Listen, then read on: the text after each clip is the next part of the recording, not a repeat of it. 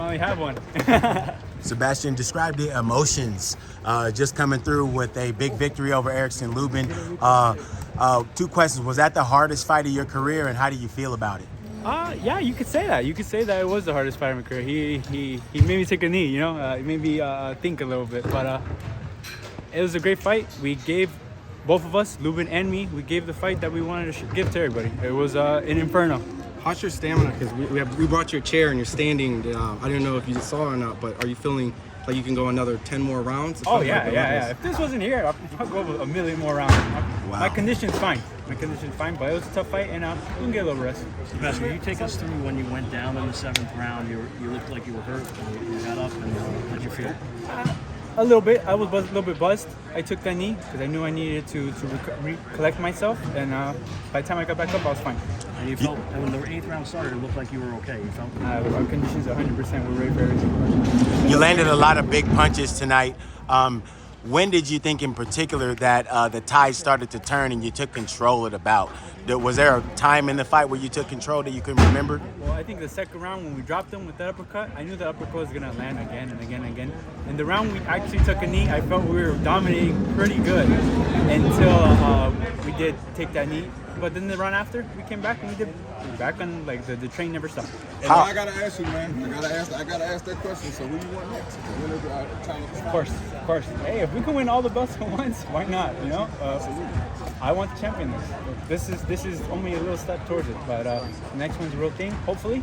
If not that, we'll fight anybody in 54. We're doing good.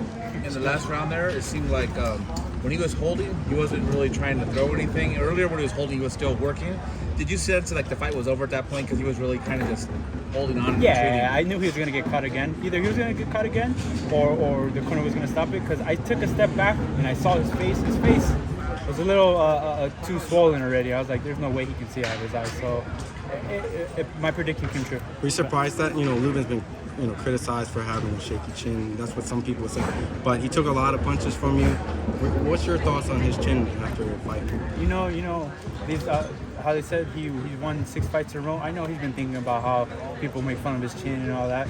He's a tough fighter. And he worked on that. I just know I hit hard too. So I didn't think this fight was going to go the distance, and we got the job done. Sebastian, how surprised were you that he survived? I know it was late in the round, but he was hurt when he got up. He used the ropes to get himself up. How surprised were you that he survived that in the second round? Well, when we dropped him, it was the end of the round. When I went, literally when they finished the count, the round was over. So I was like, that's fine. He came back in the 3rd round. I knew he had the minute to rest, so it was fine.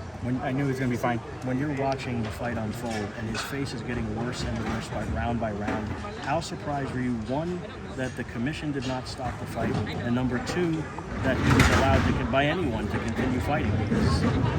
I wasn't surprised. I just knew it was going to happen eventually because his face was getting bigger and bigger and bigger. And the corner stopped it, or the commission, I don't know. His corner stopped it. There's no way. You gotta. Fighters go in there not to quit, but the corner has to do their job, and the corner did his job, and they stopped the fight. Do you feel that he'll ever be the same after that? I don't know. I wish him the best. I wish him a quick recovery. He got up before. He can do it again. Just, I guess, not with us. Your nickname's the Towering Inferno. Naturally, we all know that you're one of the tallest in your weight division of all time. But the Inferno part is something that seems to be a bit of an enigma to a lot of people.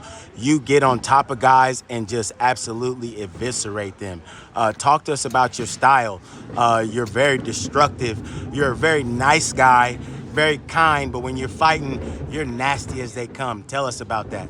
I like to fight. I like to go in there, stand in the middle of the ring, wherever it is actually, and break faces with them. Whether I'm breaking my face or they're breaking their face, I want to give the fans an exciting fight. I think we did today. When you first dropped them, do you think if there was more time, you would have went ahead and finished them? If there was more round, if there was more time, if say that was the beginning of the round, I think we could have got the dub done. because it fell in again. It fell again. Those uppercuts were landing, but he had that minute to rest from that break, and he recovered. He recovered good. Are you going to be ringside for the Castano Charlo rematch? Oh, it's practically in my backyard, so So I not have too to. far I from have home. to be. I have to be there. I have to be there. That's where all the belts are gonna go, and hopefully I have next. And you said before the fight, you know, it didn't matter who you fought after, but Charlo would be the bigger fight in the United States. Is that you still, now that you got this out of the way, you still feel the same way? Oh yeah. Well, Charlo has 3 of the belts right now, so for him to win this, it's I see it not easily happening, but it's the one that's gonna happen. And if we could just go and take it all from him, then it'd be great. Speaking of that fight, how do you match up versus Jermell Charlo? How do you match up versus him? Say it again. How do you match up versus Jermell? Me? Yeah, how do you match up versus Jermell We Charlo? get the job done with him too. You know, he's another fighter that likes to sit there and bang and trust his power, and just like him, we trust our power too. I just think I was stronger.